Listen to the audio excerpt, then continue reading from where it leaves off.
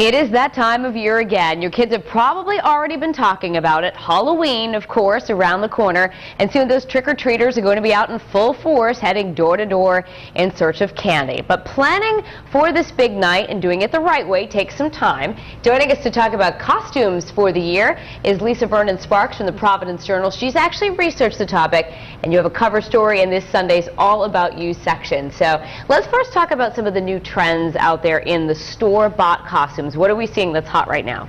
Well, what's really hot right now are the costumes that are about the superheroes. Yes, for the boys. All the biopics of the superheroes, you know, Spider-Man, Captain America, the Hulk, Green Lantern. I mean, that's all over the shelves. Okay. And that's a perennial favorite, and that's always the hot costume for the boys. What about for the girls? The girls, the interesting trend this year is Cleopatra. Ah. You know, that's what they're selling at a lot of the stores, Cleopatra.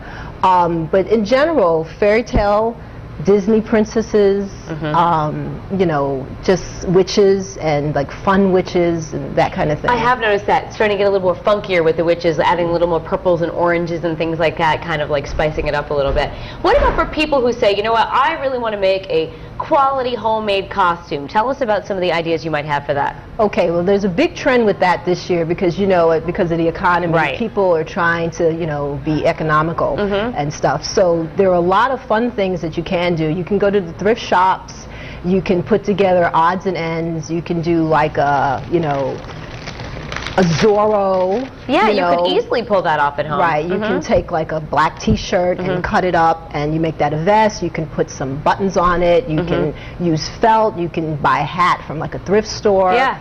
One of the fun costumes, Anissa Raouf, she does, she's the head of Kid Info, which is a family website, which does a lot of costumes and parenting tips and that kind of thing.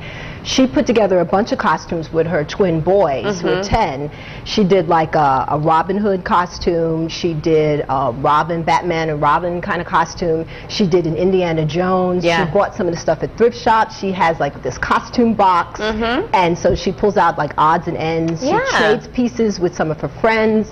One of the fun things that she did, one of her friends put together, was a Wii controller. And they used a big piece of felt. They wrapped it around the child, and they cut up the pieces with the little squares and the buttons and stuff, and they put that on. So it's a great family activity if you're going to make it at home. Real quick, if you need a costume last minute, give us one that you could put together like real quick.